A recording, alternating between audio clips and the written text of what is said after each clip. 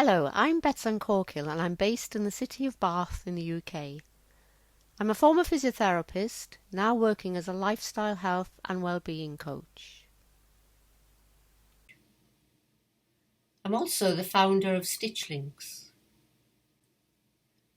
I've been researching the meditative, creative and social benefits of knitting since 2005.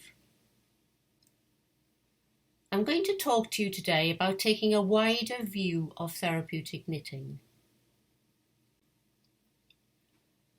Therapeutic knitting is one of the pillars of the EU Foundation through which we are spreading the word of therapeutic knitting across Europe and the wider world. EU is also promoting further research and growing links between like-minded people across Europe and the wider world, building a therapeutic knitting community. In recognition that we will have a much stronger voice when we work together. These Wool Days on April the 9th every year are one way of connecting us. The EU Foundation promotes the use of 100% European wool, much of which is currently burned or buried at a cost to the environment. EU promotes the use of European wool in the practice of therapeutic knitting with the aim of expanding the benefits experienced by knitters to include farmers, local industry, and hugely importantly, the benefits to our planet Earth from using this natural resource. Ultimately, this comes back to us as knitters because we are all connected. Farming practices and the health of farming, the biodiversity of the soil, the health of our planet, directly impacts the food we eat and our health. It's increasingly being recognised that our gut biome affects every aspect of our health, including the functioning of our immune system and our mental health. Good practice also helps society to better control existing and emerging diseases. Global travel means we are ultimately only as healthy as the poorest on the planet, and COVID has been a really brutal reminder of this. By promoting the use of wool that is currently burned or buried because there is no market for fleece across Europe, we also help to build local industry around its processing, which creates jobs and investment, and, importantly, a sense of community. These issues have an impact on our local communities and ultimately our collective and individual health and well-being. Humans are complex beings who are intricately connected to their immediate environment and the wider world. Our environment provides the context for our health. And this context has the power to change our biology, which is why it is so important to look at this wider picture. For example, it's long been recognised in the world of pain medicine that pain is heavily dependent on context. You will feel more pain if you're in a stressful, poor or lonely environment. Wider world events will also affect your pain. If you listen to a distressing news item, your brain will assume your world is a dangerous place and you will be more likely to feel pain. In contrast, a sportsperson who is caught up in the excitement of a cup final may not notice an injury, sometimes even a broken bone. My husband once played 40 minutes of a rugby match with a broken cheekbone. They were winning the cup and he was the kicker. In another context, that would have hurt a lot. You may also well find that if you're having a good time with friends or listening to the waves lap on the beach, you feel less stressed or feel fewer symptoms. And this is being increasingly recognised in other health conditions too. Your environment matters, your local environment and wider world events. Again, COVID was a stark reminder across the world. Those living in areas of poverty, deprivation, poor job prospects, poor working conditions, and trauma suffered significantly higher rates of COVID and higher mortality. So context matters. So what does this have to do with knitting? We're becoming more savvy about knowing the source of our food and the impact it has on the environment. And as knitters, we are becoming more aware of the source of the yarn we use and the detrimental effect the production of synthetic yarn can have on the environment. So it's shocking that tons of European fleece are wasted every year. One of the big barriers to knitting with 100% wool is cost. So we're aiming to address this through the growth of this local circular economy of wool. This will take time, but we've begun the journey. It can be done. EU's sister organisation, Gomito La Rosa in Italy, is already doing this and supplying wool to therapeutic knitting groups across Italy. This is produced from fleece that would otherwise have been burned or buried at a cost to the environment. A similar project is in the development stage in Cyprus, which keeps lots of milk sheep for its halloumi cheese industry. Up until now, there has been no market for the fleece from these sheep. EU is also promoting research into therapeutic knitting and crochet.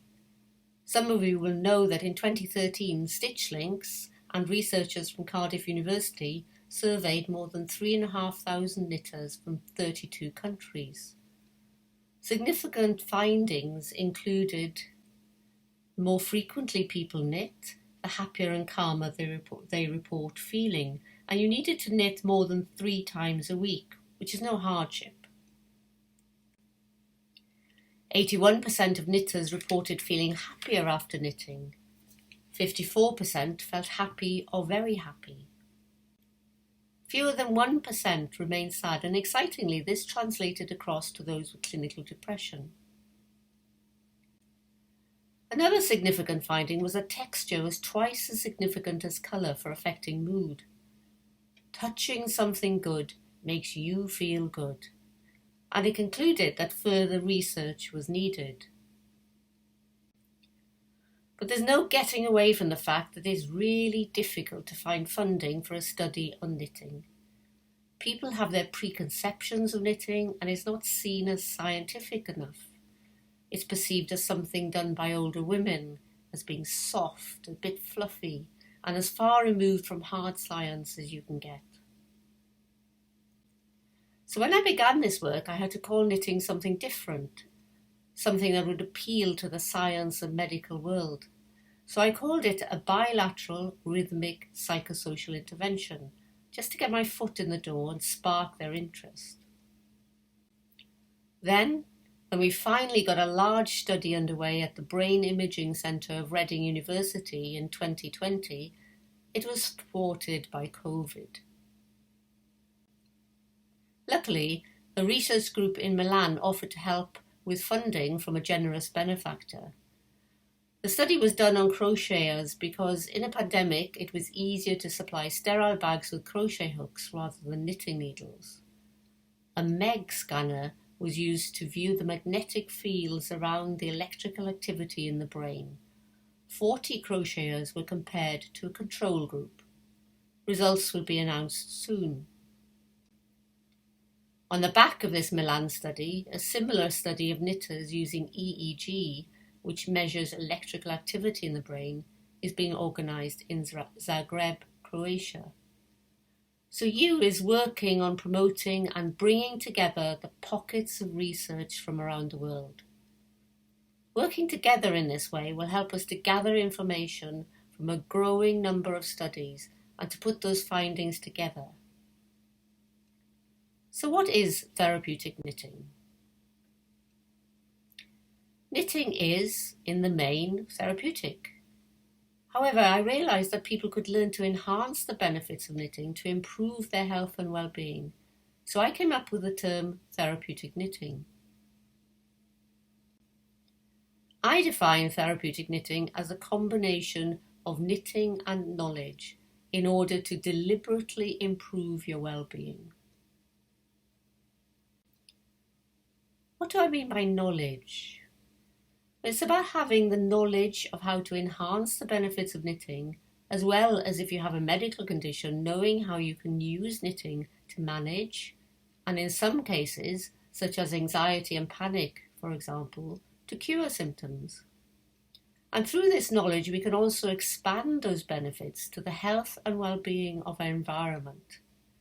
Then ultimately, back through our intricate connections with our environment, the context of our health, to us and our personal health and well-being.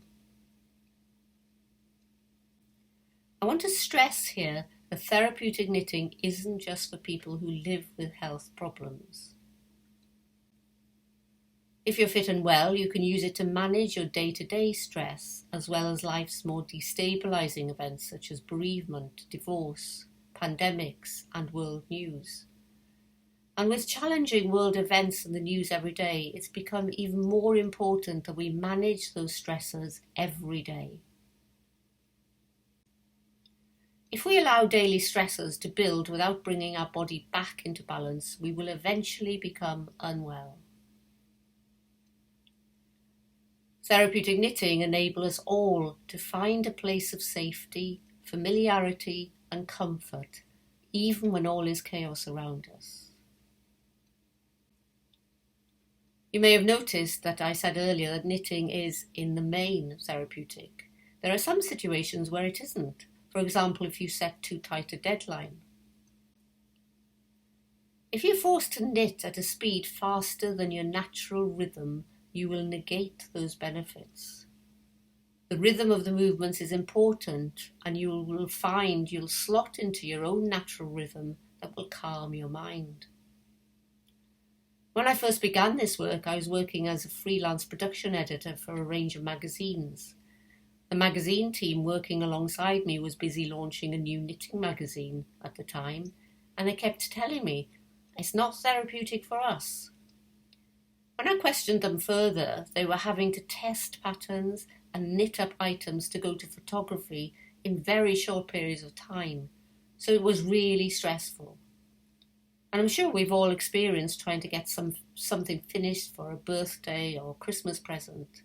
So set yourself a long deadline which gives you ample time.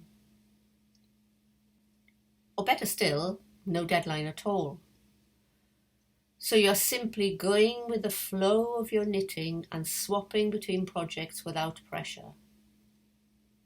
When you're knitting therapeutically, you are encouraged to have a few projects on the go, and you choose depending on how it makes you feel and how you want to benefit.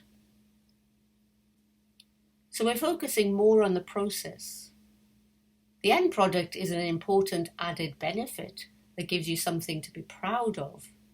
But the main focus is on the process and the rhythm and flow of the movements. The end product will happen when it happens. Also, if your project is too difficult, then it will become stressful. So set a level of project that requires a little effort, but that you know you'll be successful at. When you are successful at a task that requires a little effort, but that you know you'll be successful at, an area of your brain called the reward system will release a boost of feel-good, pain-relieving, motivating chemicals. It's also good to have an easy project on the go, as it will relax your mind to give it a break from the problems of life and the world, a bit like taking a mini holiday. So it's good to have a range of projects on the go, depending on what you want to achieve: complete relaxation, calm, distraction, a sense of achievement. Knowing that it's good to have a range of projects on the go is music to most knitters' ears. I'm sure we've all experienced yarn that just doesn't feel good to touch, that perhaps feels very synthetic, that has the effect of making you recoil from it. Remember this finding? Texture was twice as significant as colour for affecting mood. So don't persevere with yarn if it doesn't make you feel good when you touch it. And the same goes for knitting needles. And we all have different preferences here. Should choose a yarn and needles that feel good, because touching something good makes us feel good. And you can test this out yourself. Experiment with knitting in a colour that you love, but in a yarn that makes you cringe a bit. Then try knitting in a colour that you're not so fond of, but feels amazing. The information we get through our hands is important and impacts the way we feel and the way our brain responds. Of course, you can increase the benefits by also choosing a colour you love, because although texture has greater impact, colour does too. Therapeutic knitting encourages you to set a gentle reminder to get up and stretch and move every 30 minutes, because sitting for long periods of time is detrimental to our health. Knowledge here also refers to having knowledge about your medical condition and using your knitting to manage symptoms of that condition. For example, people manage, even cure, anxiety and panic by carrying a small project around with them, taking it out and sitting down to knit a little whenever they feel anxiety rising. More widely, knowledge is also about knowing that we as humans are complex beings who are intricately entwined with our immediate environment and wider world events. As I mentioned previously, environment provides the context to our health and well-being. So making sure our environment, immediate and wider environment, is safe and healthy is important for our health and well-being. So therapeutic knitting is more than the activity of knitting. This has been an introduction to the complexities of our health, how our environment provides the context to our health and well-being, and how considering the wider aspects of therapeutic knitting can bring you greater benefits overall. Thank you for listening.